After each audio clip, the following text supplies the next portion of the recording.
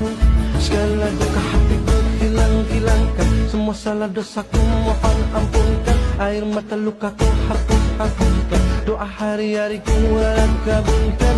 Maulana, Maulana ya sami'u ana birahmatika ya Rabbi la taqtajana. Maulana, Maulana ya sami'u ana birahmatika ya Rabbi la taqtajana.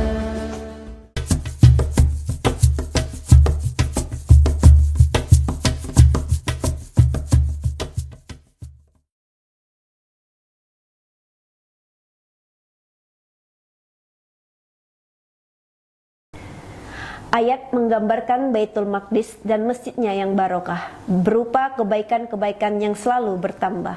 Allah Azza wa Jalla berfirman, Subhanallazi asra bi abdihi lailam minal masjidil haram ilal masjidil aqsal lazi barakna haulah.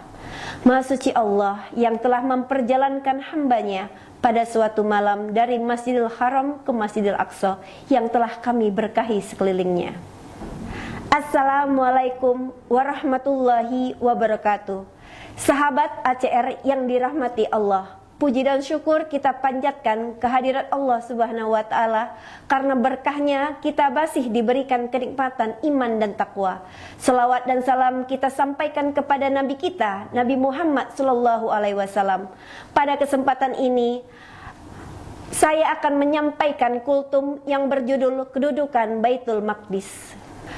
Masjidil Aqsa adalah masjid kedua dibangun di muka bumi. Disebutkan dalam Sahihaini bahwa Abu Dzar radhiyallahu anhu bertanya kepada Rasulullah sallallahu alaihi wasallam, "Wahai Rasulullah, masjid apakah yang pertama kali diletakkan di bumi?"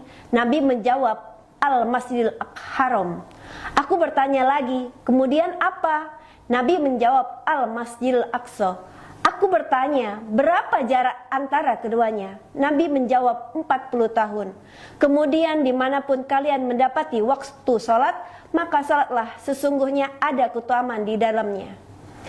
Baitul Maqdis tidak akan dimasuki oleh Dajjal. Diriwayatkan Junadah bin Abi Umayyah, dia berkata, kami mendatangi seseorang Ansor, sahabat Nabi Shallallahu Alaihi Wasallam. Kami menemuinya dan bertanya, ceritakan kepada kami apa yang engkau dengar dari Rasulullah Shallallahu Alaihi Wasallam. Kemudian dia menyebutkan hadis tersebut. Di dalamnya ada kalimat tandanya dia akan tinggal di bumi selama 40 hari. Ia akan menguasai segala penjuru dan ia tidak akan mendatangi 4 masjid, yaitu Ka'bah, Masjid Nabi, Masjid Al-Aqsa, dan At-Tur. Hadis riwayat Ahmad dan Rijal Sikat. Abu Dzar radhiyallahu anhu berkata, ketika bersama Rasulullah Shallallahu Alaihi Wasallam, kami bertanya, ya Rasulullah, manakah yang lebih afdol, Masjid Rasul Nabawi atau Baitul Maqdis? Rasulullah Shallallahu Alaihi Wasallam menjawab, salat di masjidku itu lebih afdol daripada 4 salat di Baitul Maqdis. Dan hampir saja ada seseorang yang memiliki tanah sepanjang tali kudanya. Dia melihat Baitul Maqdis dari tempat itu adalah lebih baik daripada dunia semuanya. Atau ia berkata lebih baik dari dunia seisinya. Hadis riwayat Hakim dan disahihkan oleh Az-Dahabi. Dalam Musnad Ahmad, Abu Daud dan Ibnu Majah, Rasulullah SAW berkata, tidak diperbolehkan mengadakan perjalanan dalam rangka beribadah kepada Allah Azza wa Jalla kecuali pada 3 masjid. Masjidku Nabawi, Masjidil Haram, dan Masjidil Aqsa. Nabi juga memberikan kabar gembira dengan kemenangan Baitul Maqdis. Di antara yang menguatkan hadis ini adalah hadis Auf bin Malik radhiyallahu anhu dari Nabi Muhammad sallallahu alaihi wasallam bersabda, yang artinya, hitunglah 6 hal sebagai tanda kiamat, kematianku dan kemenangan Baitul Maqdis. Hadis riwayat Al-Bukhari. Al-Quds adalah ibu kota khilafah Islamiyah di akhir zaman. Rasulullah Shallallahu Alaihi Wasallam pernah meletakkan tangan ke atas kepala Abdullah bin Hawalah dan berkata, "Wahai Ibnu Hawalah, apabila engkau melihat khilafah telah turun di bumi yang suci, maka telah dekat kegoncangan, kekacauan dan sesuatu yang besar. Ketika itu kiamat lebih dekat kepada manusia daripada tanganku di atas kepalamu." Hadis riwayat Daud dan Ahmad. Sesungguhnya masalah Al-Quds adalah permasalahan kaum muslimin sesuai nas kitabullah dan sunnah rasulnya. Setiap muslim mempunyai hak terhadap bumi berkah tersebut, datang ke sana dan wajib menolongnya dan dalam setiap bentuknya. Al-Aqsa ini akan harus selalu dijaga walaupun bencana menimpa kaum muslimin sebagai bentuk penjagaan mereka terhadap Islam dan bukti kesungguhan iman mereka. Nabi Shallallahu Alaihi Wasallam bersabda, "Akan senantiasa ada sekelompok dari umatku, kelompok yang selalu menolong kebenaran atas musuh mereka.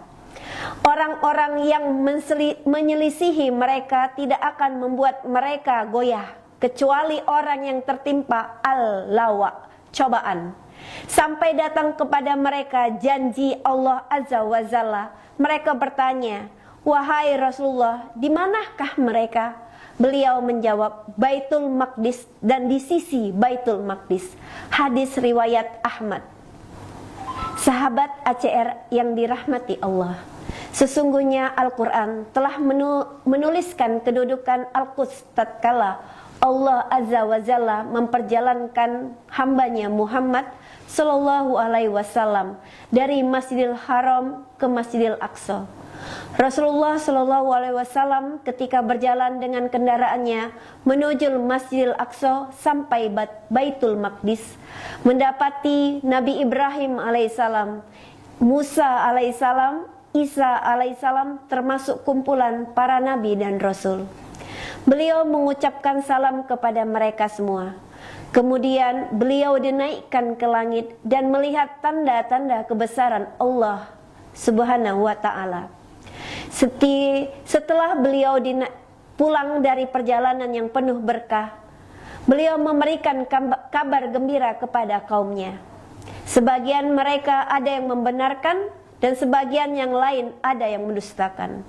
Sebagian mereka pergi menemui Abu Bakar Asy-Siddiq dan bertanya peristiwa tersebut. Abu Bakar menjawab, "Aku percaya walaupun Rasul membawa kabar yang lebih besar dari ini." Apabila Rasul memberi gambaran kepada mereka, Abu Bakar Asy-Siddiq mengatakan, "Engkau benar. Aku bersaksi engkau adalah utusan Allah." Kemudian beliau bersabda, "Aku masuk masjid dan sholat 2 rakaat. Datanglah Jibril kepadaku dengan wadah khamer dan wadah susu. Maka aku pun memilih wadah susu. Jibril berkata, 'Engkau memilih sesuatu sesuai fitrah.'" Hadis riwayat Ahmad. Peristiwa Isra dan Mi'raj adalah tanggung jawab kita semua. Sebagai amanah Al-Quds Asy-Syarif, apabila kita meninggalkannya, berarti kita meninggalkan agama Allah. Dan Allah kelak akan menanyakannya kepada kita. Jika kita tidak menolongnya, meninggalkannya, dan tidak mengembalikan haknya. Sahabat ACR yang dirahmati Allah, demikianlah kultum yang bisa saya sampaikan. Saya mohon maaf apabila ada kata yang salah. Dan saya mohon ampun kepada Allah. Wabillahi taufik wal hidayah. Wassalamualaikum warahmatullahi wabarakatuh.